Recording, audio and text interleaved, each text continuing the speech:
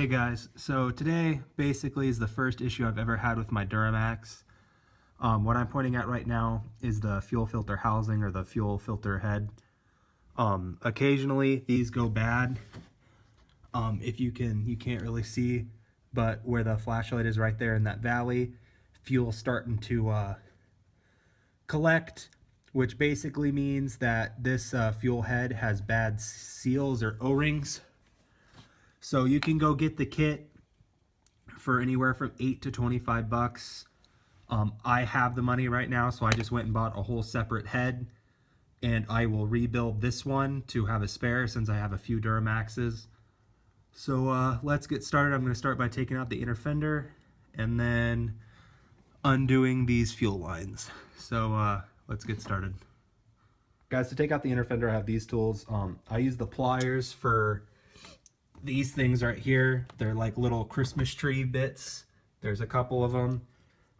This I use for these.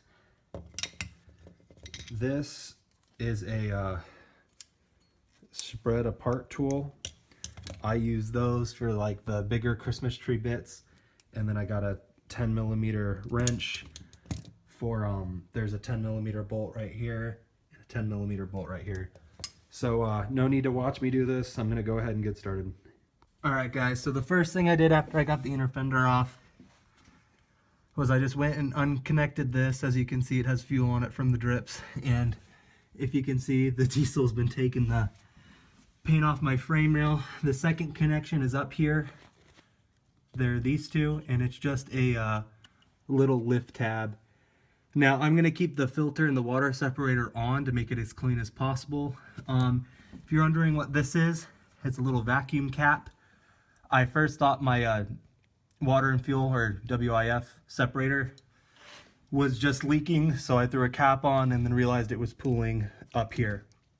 So like I said, we're going to leave this on. We're going to tackle the two hoses and hose clamps and unbolt it, and that really should be it. Before I start undoing the hoses right there, I'm gonna undo that bleeder screw. It's a 13mm or a flathead, just in case there's any pressure in these hoses. Obviously I'm probably gonna get fuel everywhere, but I don't know, just to me I feel like cracking the bleeder screw is gonna make it less messy, so I'm just gonna go ahead and do that. Alright guys, so I got the first hose off, and as expected, I got diesel fuel all over me on the exhaust heat shield, so I'll wipe all that up. So one down, two to go. Kind of a pain in the ass because I don't have the right tool for that. I'm just ending up using pliers for that weird crimp type hose clamp. So anyways, on to the second one. I'll bring you back when I get it. Alright guys, for that hose clamp, I went and ended up taking a section out of my Banks ram air intake, the section that has the mass airflow sensor in it. It's going to be way easier to get to that one. So I'm going to quit talking and get to it. So I decided to put my fender covers on and tackle the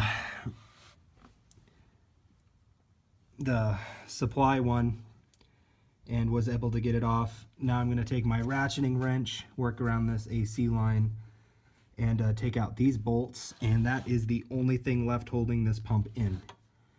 So take out those bolts. I think they're 1/2 inch, and I'll take them out. If I'm wrong, I'll let you know. Alright guys, got it out.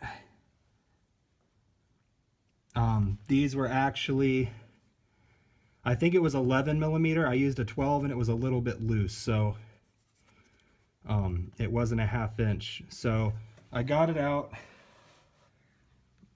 Here it is.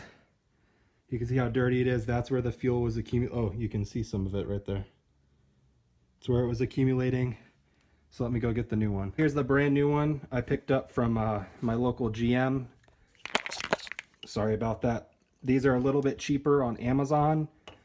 I believe they're $114 on Amazon shipped. It comes with the head, a brand new filter, and a water separator, which on Amazon's a really good deal because the filter alone is $30 to $40. Water separator is $20. So I paid $163 for this, mainly just because time, and I live in Alaska, so if I wanted to ship this, it'd take like a week or two. So anyways, I am going to put this back on the truck. So we'll get there in a second. All right, guys, so it is bolted up and I got the hoses connected. So now we're gonna come under here. I need to plug in the red wire and the water separator and we'll be good to go. All right, guys, so here's the old one. The bleeder screws out, and here's a plastic one. I already replaced it with the aluminum one I had. So like I said, fuel was filling up in here, and that's a sign of bad O-rings. So I don't know if the O-rings, you know, are in the plunger and it's leaking out right here, or if it's a seal right here. I mean, it could be a bunch of stuff, but I'm still going to rebuild this. Like I said, you can get a kit, cheap kit, $8. The AC Delco factory one is like $25. I'll just buy the $25 one. And then I will have a direct replacement in case this happens to one of the other Duramaxes again. So everything's in the truck, and I'm going to go for a drive here in a second. There's no leaks or moisture buildup anywhere, so that is good. Everything should be 100% fixed. The hardest part about this whole installation were these lines, and that's because I didn't have the right tool. So I had to use a pair of vice grips, try to pinch them, and then take it off. And then when I put the line back on, the little clip needed to be on the line before I installed it. But everything seems good now, so we'll see if I got these on all the way. I hope I did. And yeah, we'll call it good. Alright guys, so it's the next day. No leaks or anything. It drove good. Did a few little pulls and nothing happened with the hoses. You can see there, they're kind of dark. But yeah, everything was good. Successful install. Fairly easy, like I said. Hardest part was the hoses, and that's because I did not have the right tool for those hose clamps. But anyways guys, thanks for watching.